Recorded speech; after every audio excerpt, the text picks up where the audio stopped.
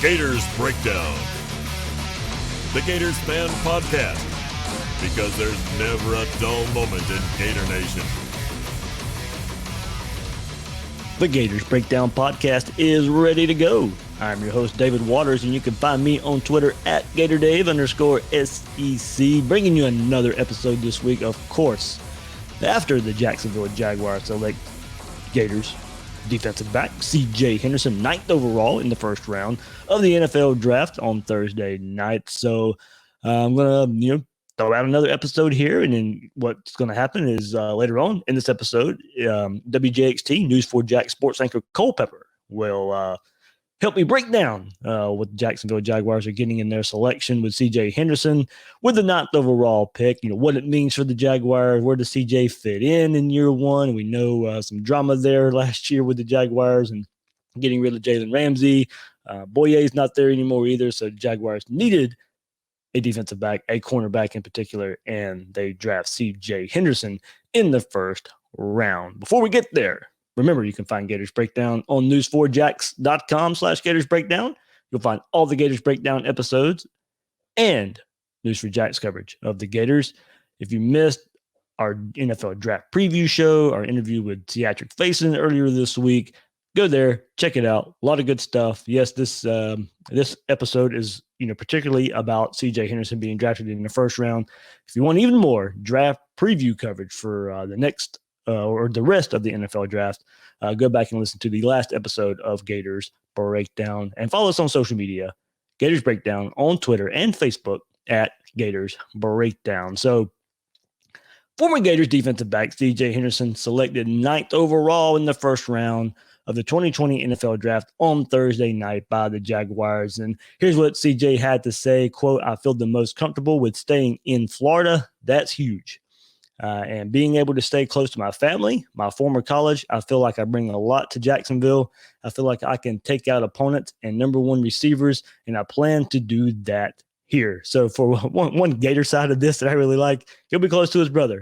His brother, of course, committed to Florida last recruiting cycle. So he'll be able to, of course, he'll be busy playing in the NFL and all that. But, bye weeks and all that kind of stuff, he'll be able to, go down to Gainesville and be with his brother, at least 1 week a season, probably during bye weeks, and get to see him play. So that'd be cool to have him so close to his brother, as his brother will be a true freshman now coming up here this fall for the Gators. So Henderson is also the 13th Gator to be taken in the top 10 during the common draft era and the highest selected defensive player since Joe Hayden was drafted 7th overall by Cleveland in 2010. Florida now ranks tied for 3rd among SEC schools with the most top 10 draft picks since 1967, tied with LSU, but only behind Alabama and Texas A&M. So really, really good rung in the ladder there for Florida, who now ranks tied for 3rd among SEC schools with LSU with the most top 10 draft picks since 1967, behind Alabama and Texas A&M. So in addition, Florida has had 9 defensive backs selected in the first round since 1970, and Henderson is the latest Gator defensive back since Vernon Hargreaves, when he was picked 11th in 2016 to be selected in the top 15. So here we go, quote, so CJ Henderson is a physical defensive back, great size, about 6'1", 204 pounds, extremely athletic, said ESPN analyst Desmond Howard.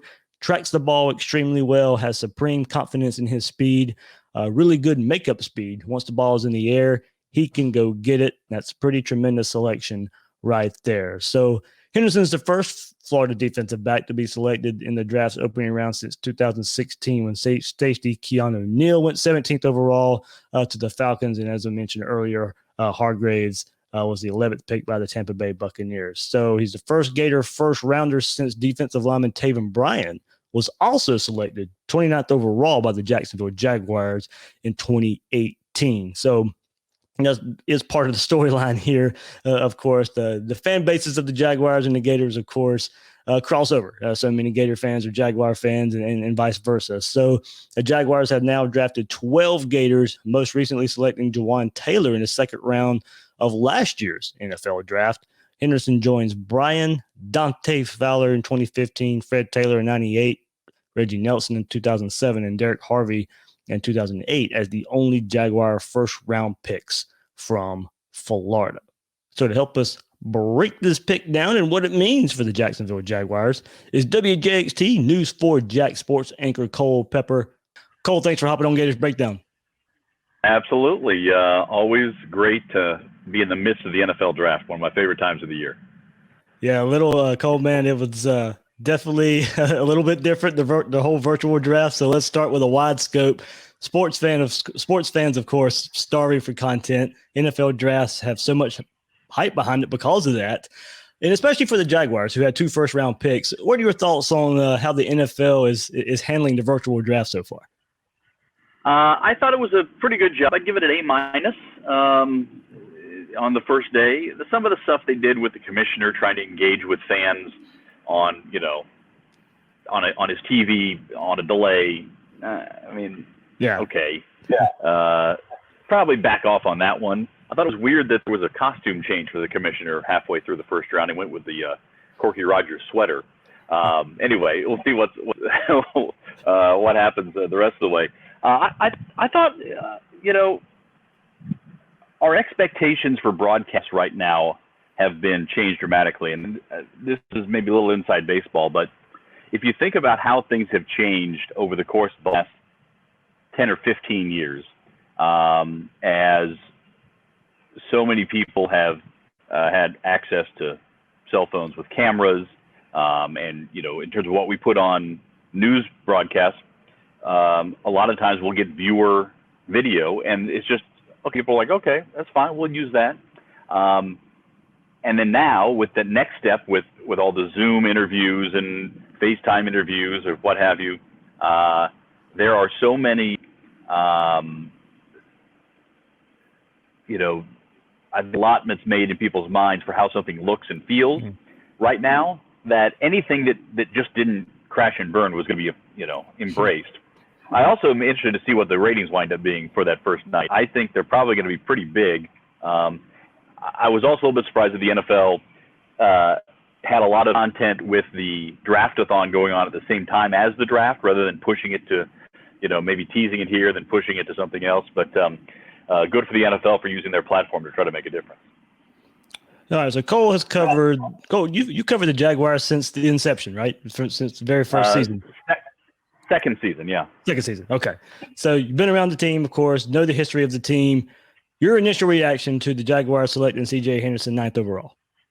I actually wrote about this earlier in the week when I put a story on News4Jax.com about the scenarios the Jaguars might face. And one of those was, if there was no real surprise in the first 8 picks, what would they do? The only sort of change up from that conservative, no surprises first 8 picks was that Andrew Thomas went instead of Tristan Wirfs to the Giants at number 4. But I thought that the Jaguars were at a spot in the draft where they were kind of caught, where something was going to have to happen to give them a major impact player. Now, I think CJ Henderson can be a good player for them. I think he's going to start right away. I think he can certainly develop. He's not going to be Jalen Ramsey as a rookie. Nobody would be. But I thought if the Jaguars were picking 7th or 8th, they could have had a bigger impact player than if they were picking at number 9. That being said, and you certainly have spent a lot of time watching Henderson through the years, we've seen he's got terrific coverage ability, he's got good size. How he translates to the NFL, I mean, the cornerback is a tough position to project sometimes. He went up against very good competition in terms of wide receivers in the SEC. I think it's a good pick. I don't think it's a great pick. I think it's a good pick. And I think based on where they were and what they had to choose from, they were going to pick somebody sort of in each first round, in each draft, there are different tiers of players. And I thought that about where the Jaguars were picking is where the third tier of the first round began. I think there were 4 players who were head and shoulders above everybody else: Burrow, Okudah, Chase Young and Derek Brown, and you could throw Isaiah Simmons in there as well. Then you had the other quarterbacks in the offense, a couple of those offensive tackles potentially. I don't think that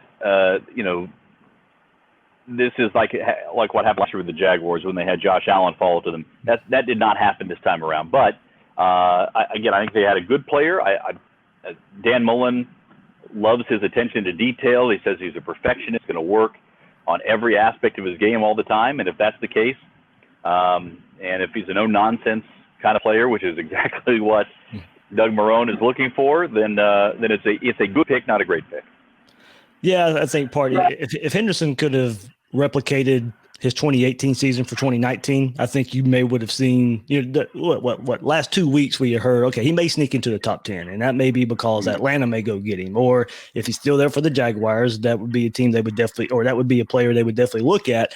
If he had somehow duplicated 2018 into 2019, he probably would have been in that upper echelon of players. We have heard the last couple of weeks that people do like him. Scouts do like him as much or more than Okudah. Not as many teams, I don't think. It really played out that way, where Okudah goes early on, well ahead of CJ as far as cornerbacks go and his number of picks go. But with so many needs for the Jaguars, Cole, this team has a litany of issues of both sides of the ball. Why do you feel they went with CJ Henderson over some of the other needs?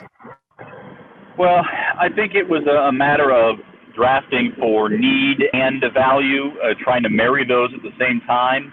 Again, if Isaiah Simmons had fallen to them, I don't think it would have fallen to the Jaguars for drafting him, even though, he doesn't necessarily fill an immediate need. But when you're in the bottom quarter of the league, in the defensive rankings, and you're even worse than that against the run, you'd expect them to maybe go on defense. And I apologize. Apparently the world's loudest trash compacting truck is going right behind me here. But the fact they spent 2 first-round picks on defense really tells you, number one, what they think about the offense right now, which is maybe has a higher they have a higher opinion of than a lot of people would. I was disappointed they didn't get a big guy at all in the first round. No offensive tackle, no defensive tackle, no big end. They get Chase on with the 20th pick, who's a speed end, which is fine. He's probably going to have to replace Yannick Ngakoue, so it gives you a guy who's got that quick twitch. But I was surprised they didn't get some more beef at some point. What that tells me is that Dave Caldwell's draft philosophy is so different from Tom Coughlin's. Coughlin, in fact, he wrote in his book that the things he wanted to see when he was building the Giants back up, he wanted quarterback, he wanted pass rush, and he wanted left tackle. Those are the things that he got. Now, the Jaguars did get pass rush out of Chase on, at least that's the projection. But with an opportunity to get some big guys, they did not wind up getting any big bodies. They did address some of those things in the offseason and free agents on the defensive side of the ball, but dream scenarios with Dick Brown falling to them or with them getting Kinlaw at 20 just didn't materialize for him. Well, he get to face Henderson will get to face a different styles of offense being in the AFC South. The power run, heavy Titans, new look Colts with Phillip Rivers, the ever-changing Houston Texans, and coming up this year as well, Ben Roethlisberger, Aaron Rodgers is on the schedule. So he's going to be tested early and often. Of course, that's just the way the NFL falls right now with the pass-happy attacks that are out there. What's the expectation for Henderson being a top 10 pick at a position where, look, he's got to produce immediate results? Yeah, for me, this is just my expectation for any top 10 pick. My expectation is that they come in and they are an impact player right away, whether that means they're a starter or they make a difference as a top reserve. Right away coming in and making a difference. I think he will come in. I think he will start right away. I don't think there's any question about the Jaguars' need at cornerback. He did fill a need, as we mentioned. I think he will come in and he'll start right away. Opposite Trey Herndon. How much of an impact he makes remains to be seen. I want to see him on the field against NFL players. Even in an OTA, well, I just want to see, OTAs happen at this point. But that's what I'm really looking for, to see how he does against NFL players. He has played against some NFL caliber athletes in college. He hasn't played against pros. Like I want to see what DJ Chark does against him now that Chark's had a couple of years, or Westbrook. Some of these guys, even Chris Conley. How do they do against the rookie? And can he show us something? And when I look at rookies in OTAs and minicamps, what I'm looking for is, what can they do? The next step is, can they do that consistently? Can they do that over and over again, every snap of the game, every game of the season? That's where you go from talented football player to professional to star to pro bowler. I mean, you have to be able to do what you do the best you can, do it consistently, and repeat it, and then improve on what you're doing, improve on both your strengths and your weaknesses.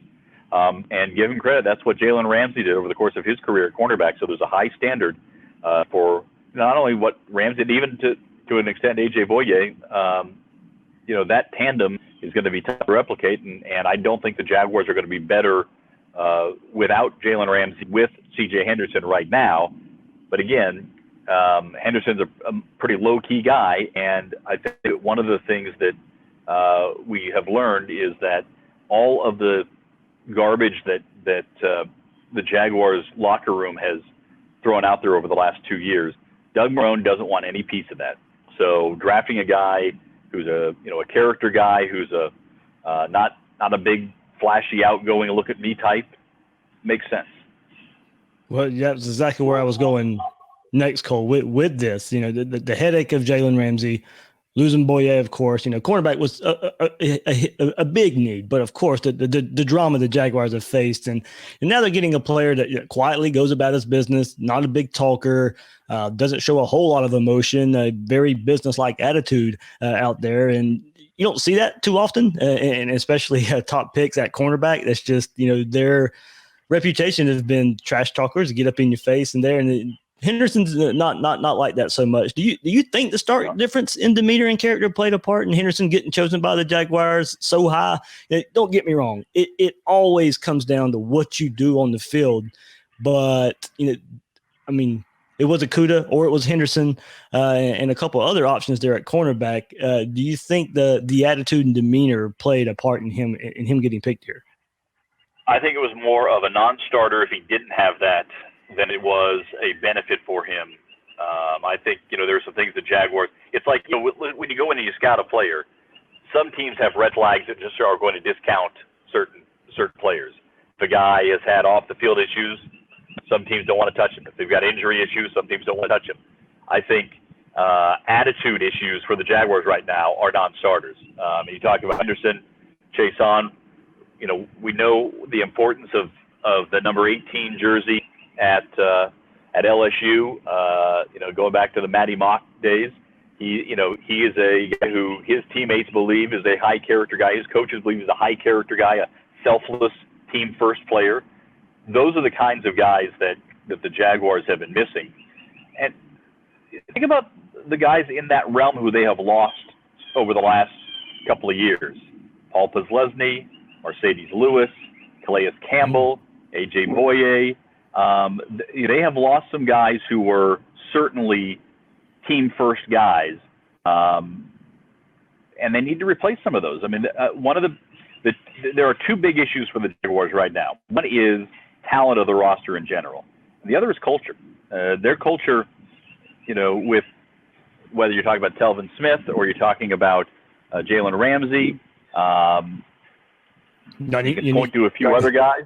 Unique Ngakoue now at this point, Fournette sort of off and on. And by the way, those four really talented players. It doesn't matter how talented you are, if you're not willing to be pulling in the same direction, and you don't have a superstar at quarterback, you're not going to win in this league. Cole, last thought here, and This is a big part for Jaguar fans, and it's drafting another Florida Gator. Jacksonville's drafted 12 Gators, most recently Jawan Taylor last year in the second round of last year's draft. But it's been the first round selections that haven't panned out so well for Gators going to the Jaguars. So Henderson joins Taven Bryan from 2018, 2 years ago. Dante Fowler, 2015, Derek Harvey, 2008, Reggie Nelson, 2007, Fred Taylor in 98. As the Jaguars' first-round picks from Florida, only Taylor turned out to be a great pick. You had some flashes for Nelson and Fowler, nothing sustainable there. You can get Jaguars fan angst of drafting another Florida Gator so high when it hasn't turned out so well. But you kind of have to separate that year by year and not really necessarily let history take over in where a player comes from when you draft a guy. Well, and those are first-round picks you're talking about. When you start talking about the non-first-round picks from Florida that the Jaguars have drafted, Jawan Taylor had a very solid rookie year. I go back even further. Think of Bobby McCray, who was a seventh-round pick, who really was overperformed his draft position for sure. There have been some guys through the years who have contributed from time to time. There have also been some guys who the Jaguars have brought in who are former Gators who haven't done much. Doug Johnson was here for about 20 seconds and a cup of coffee. So, and I tweeted that out last night after the pick that, hey, here's another Florida Gator first-round pick without a lot of editorial in it, just kind of pointing that out.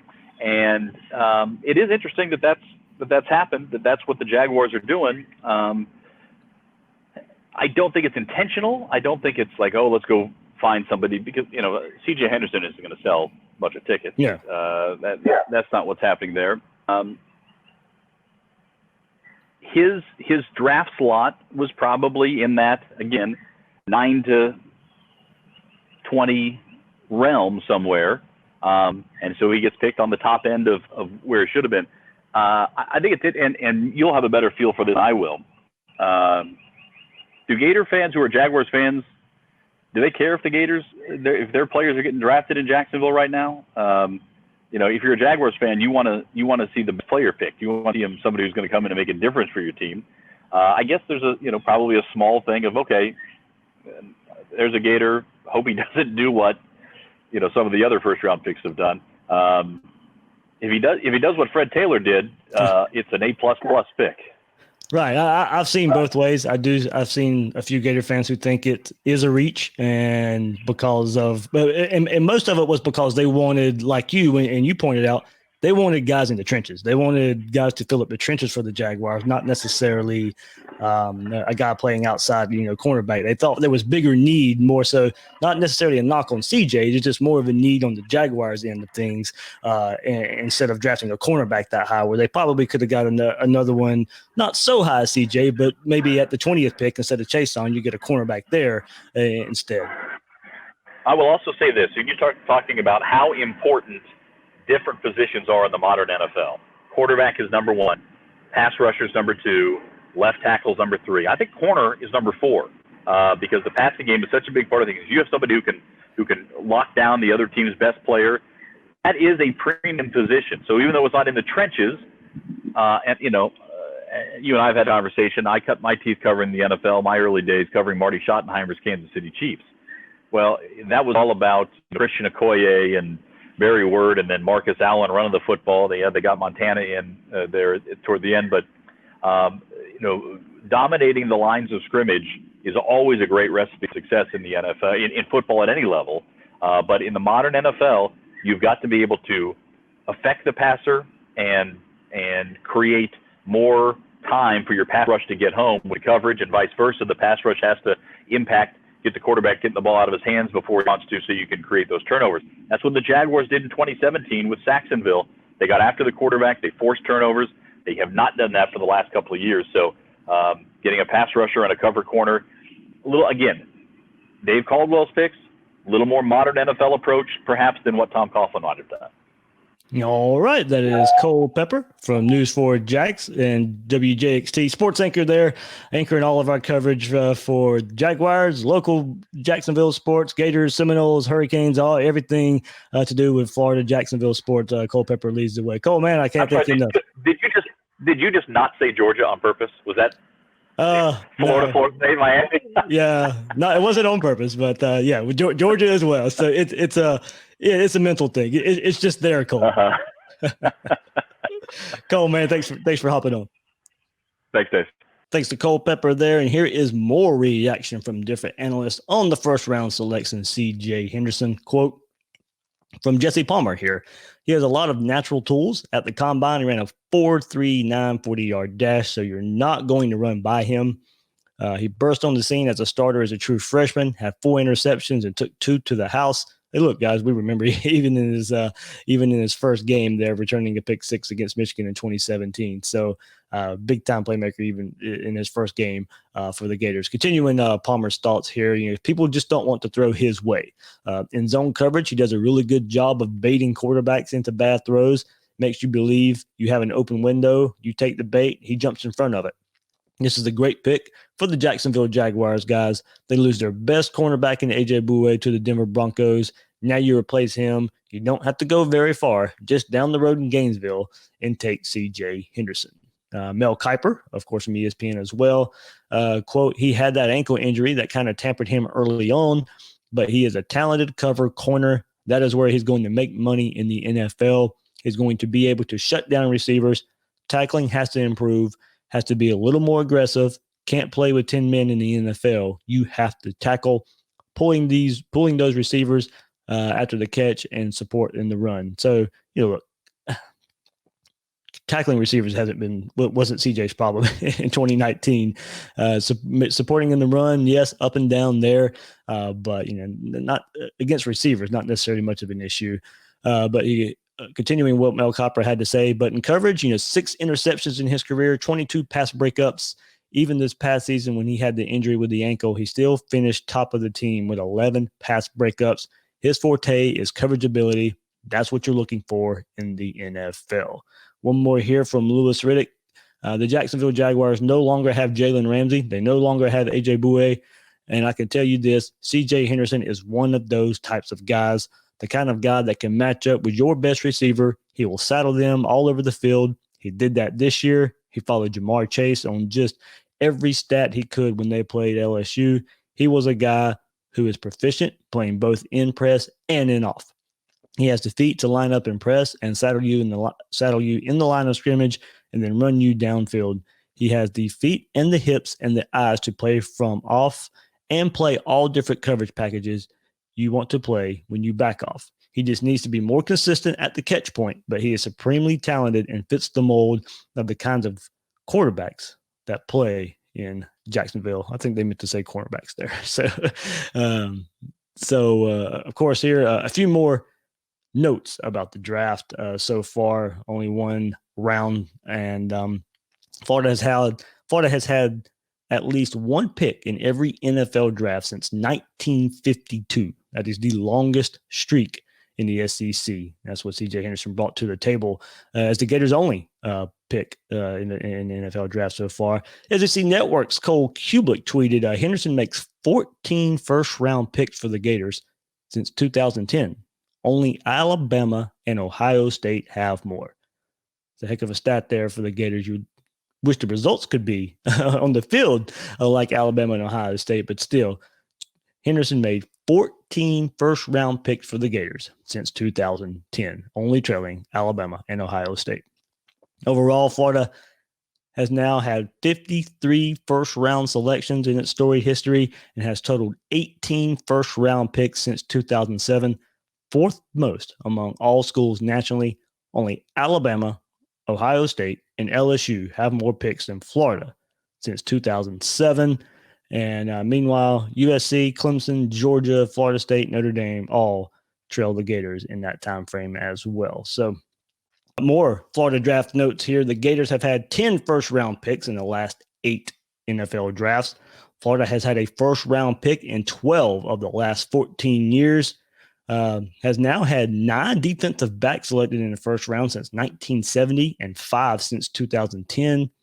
Florida has had the 5th most first-round picks, 51 among NCAA schools, and the 2nd most in the Southeastern Conference in the Common Draft era since 1967.